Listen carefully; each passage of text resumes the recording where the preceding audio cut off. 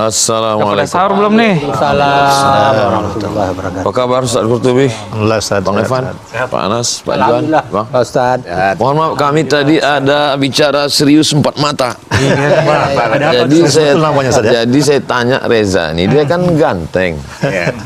Saya tanya, Masya Allah. pertanyaan ini jarang saya tanya sama orang, takut orang tersinggung. Tapi karena Reza nih kita udah dekat, saya tanya kenapa belum nikah?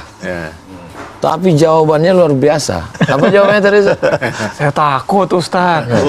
Kampung sebelah ada yang kena KDRT, dipukulin sama Takut istri. kena KDRT. Takut istri. Takut kena KDRT. Kalau perempuan yang mukul suami itu KDRT juga namanya. Sama dalam hukum, konsep hukum sekarang kita ini, KDRT itu bukan hanya KDRT secara fisik. Oh. Secara verbal pun bisa KDRT. Iya. Jadi ada perluasan makna kekerasan, kekerasan fisik, kekerasan bahasa, bahkan ada yang menerjemahkan itu kekerasan sikap. Sikap. Kita tidak itu, tapi seharusnya kita memberikan contoh, tapi sikap kita sangat kaku. Jadi ada orang yang kadang-kadang, maaf ya bahasanya dablek.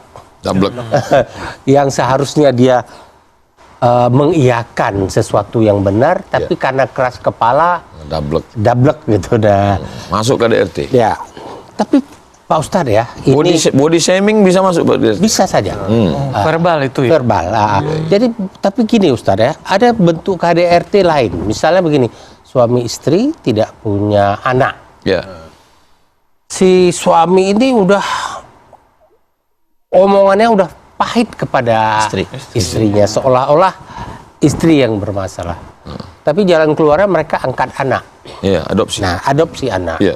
Dia angkat anak, terus kemudian sampai dewasa anaknya, harta-harta dari suami istri ini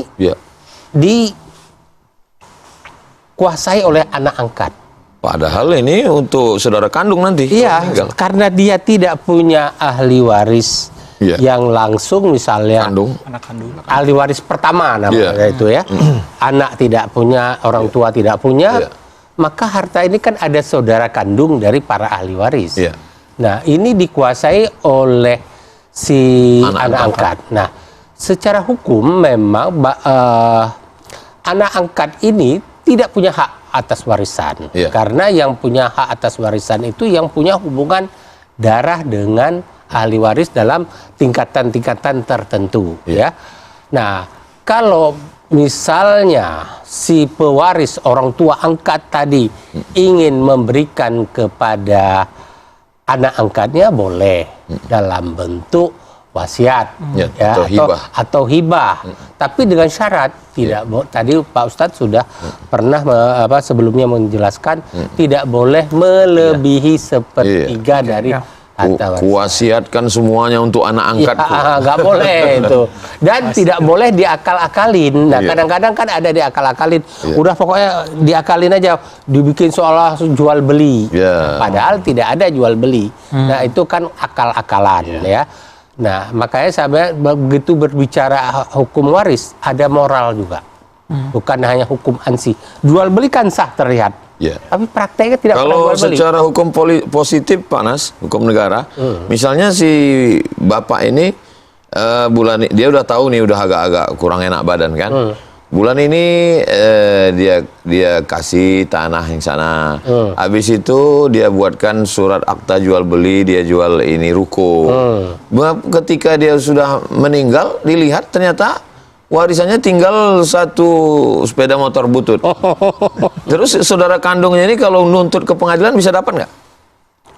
Begini, kalau jual beli itu yang sudah dilakukan, yang pertama dikasih, maka dilihat kembali kepada batas pemberiannya.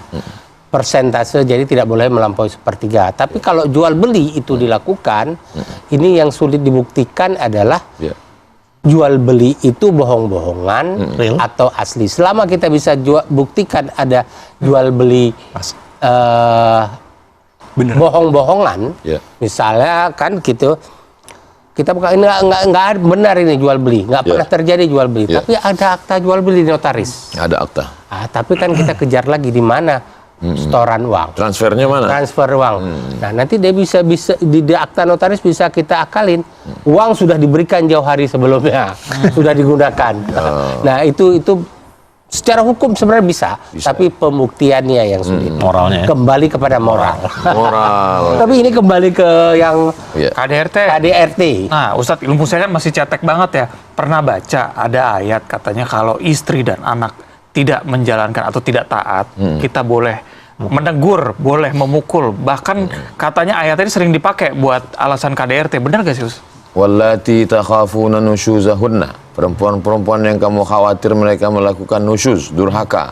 Langkah pertama, fa'izuhunna, beri mereka nasihat. Wahjuruhunna fil madaji', enggak mempan nasihat, pisah tempat tidur.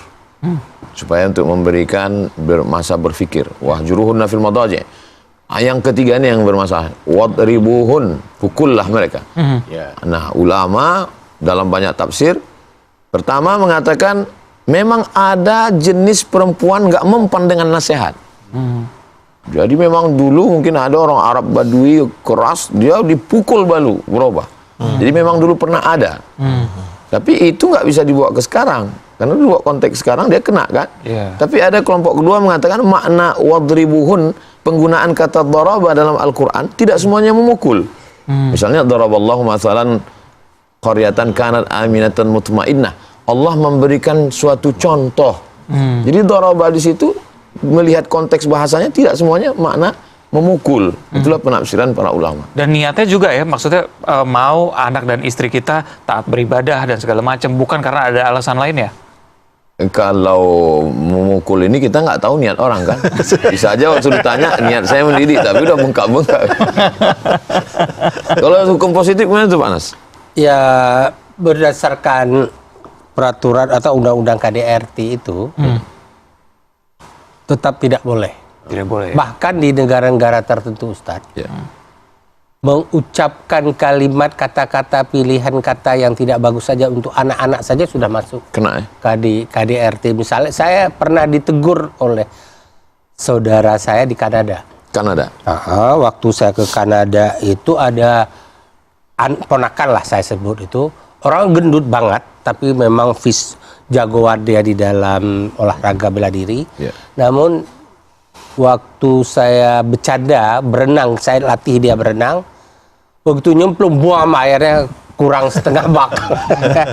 Terus saya bilang makanya badan jangan kayak beruang kutub. Saya bilang gitu kan.